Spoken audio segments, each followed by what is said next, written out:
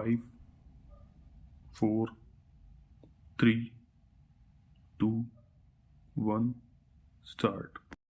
During the course of hearing on 10 February 2020, Learned State Council sought time to seek instructions, and this court directed the Director General of Police Punjab to file his own affidavit to justify the acceptance of representation on behalf of the accused and holding an inquiry during the pendency of investigation in the FIR. In defense to the order dated 10 February 2020, Director General of Police Punjab filed his affidavit dated 26 February 2020 and relied upon the report sought from Inspector General of Police, Border Range, Amritsar in respect of the subject matter. As per the reply, no inquiry was conducted during the investigation of the above mentioned case, as the matter was only got verified examined regarding the averments made by accused in their complaints representation as per the instructions dated 5 May 2016 issued by Director Bureau of Investigation Punjab. Stanza. Learned Counsel for the petitioner has argued that the petitioner was falsely implicated in the above FIR, and though earlier charge sheet under section 173 CRPC was filed against the petitioner on 20 June 2019, but subsequently the Superintendent of Police Investigation Batala in his report found the petitioner innocent. He submits that the other co-accused were also found innocent on the basis of separate inquiry report.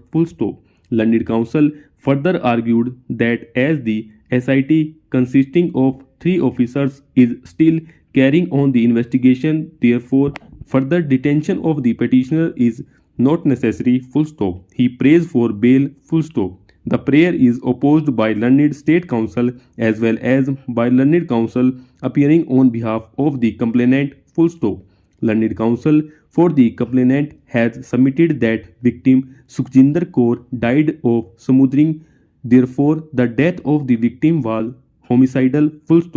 In this regard, he has invited the attention of the court to the post-mortem report and argued that the police has not fairly investigated the case and have conducted different inquiries through different officers and declared them innocent illegally. Stanza. According to him, as the investigation by Special Investigation Team is going on, therefore the petitioner does not deserve the concession of regular bail.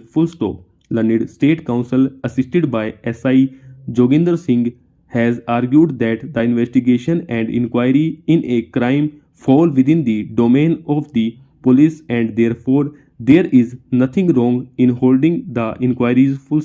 He has invited the attention of the court to the instructions annexure R2 and submitted the paragraph 4 and 5 specifically deal with the procedure with complaints received in registered cases. However, it is not disputed by him that the investigation qua the petitioner was completed in June 2019 when charge sheet against him was filed under section 173 CRPC. It is also not disputed by him that supplementary report under section 173 CRPC was filed on 12 December 2019 regarding innocence of the co-accused of the petitioner. Stanza. Learned State Counsel on instructions further stated that Senior Superintendent of Police Batala, vide his order dated 8 November 2019, has directed further probe and constituted a special investigation team.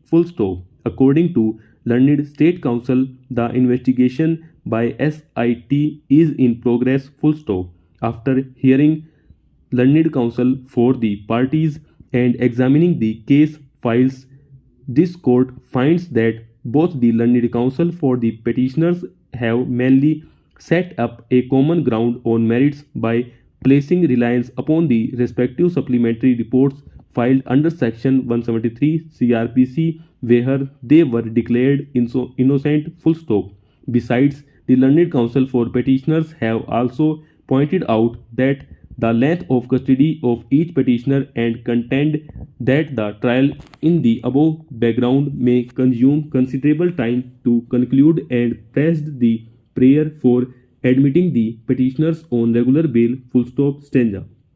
This court does not find any merit in the argument that, in view of supplementary reports under Section 173 CRPC filed in favor of petitioners, the charge sheet under Section 173 CRPC filed earlier against them is wiped off, particularly when the reports are pending consideration before the respective trial courts. Full stop.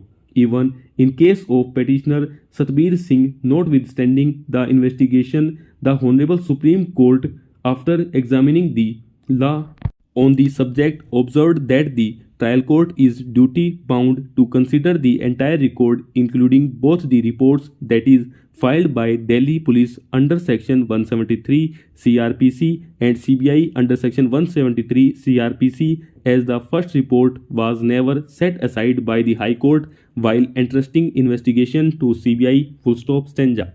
Resultantly, considering the seriousness of the offences and the fact that the specific allegations have been levelled against the petitioners in the respective FIRs, this court, without meaning any expression of opinion on the merits of the cases, declines the prayers for grant of regular bail to the petitioners at this stage. Full stop.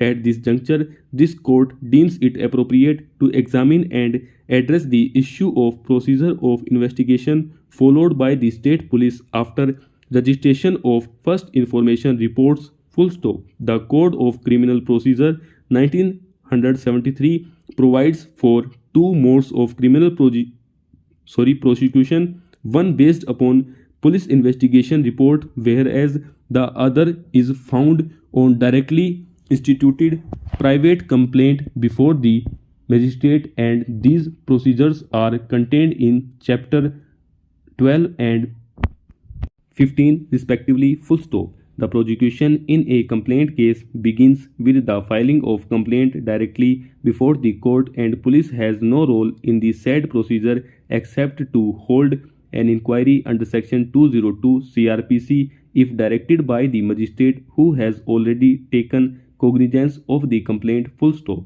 The said inquiry is also only for extremely limited purpose of ascertaining the truth in the allegations made in the complaint. Full stop. Unlike the complaint case, the prosecution based upon police report consists of two stages.